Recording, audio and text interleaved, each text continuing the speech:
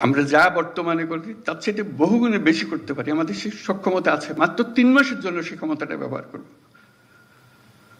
আমি সারা জীবনের কথা বলছি না, আসলে আমি বড় দায়িত্ব। এই 3 মাস আমার পক্ষে যত উচ্চ লেভেলে কাজ করা সম্ভব, যত নির্ভুলভাবে কাজ করা সম্ভব, সেটা আমি করব। আনাজের যে স্বপ্ন, সে স্বপ্নে যদি কিছুটা আমাকে দিয়ে হয়, আমি সেটা পালন করব।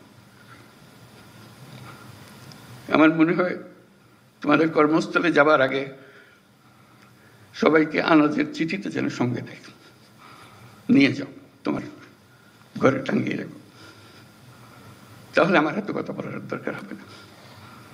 সেটাই নির্ধারণ করে দেবে আমাদের দায়িত্বটা কি।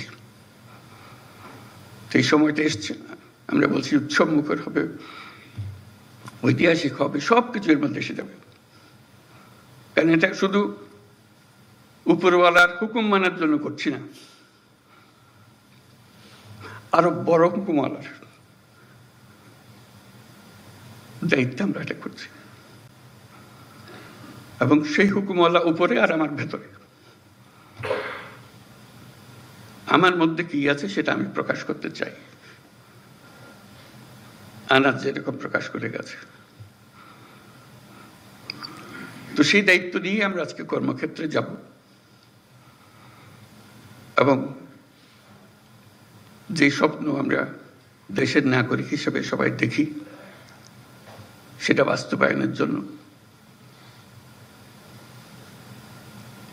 যে বিল্ডিং স্ট্রাকচার যেটা তৈরি করে দিতে হবে, সেটার দায়িত্ব আমরা পেয়েছি। স্ট্রাকচার আমরা এমনভাবে মজবুত করে পড়ব, শত বছর ওটা হেলবে না, তুলবে না। আমরা শেষ বয়সে স্মরণ করবো এই কাজটা আমরা করেছিলাম। অতীতের দিকে যখন তাকাবো, গর্ব করে তাকাবো। আমরা গণ অভ্যুত্থানে শহীদ হই নাই, আমরা তাদের সমর্থন দিয়েছি, দূরে থেকে দিয়েছি, কাছে থেকে দিয়েছি, নিমরাজি হয়ে দেখেছি, বহুল উৎসাহ সহকারে দিয়েছি, কিন্তু তাদের মতো প্রাণ দিতে পারি নাই। আজকে আমরা আমাদের যে প্রাণ আছে সেটাকে আমরা এই 3 মাসের সময়টুকুর জন্য অন্তত চিন্তা করব। এটা সরকারি চাকরির জন্য করছি না, নাগরিক হিসেবে,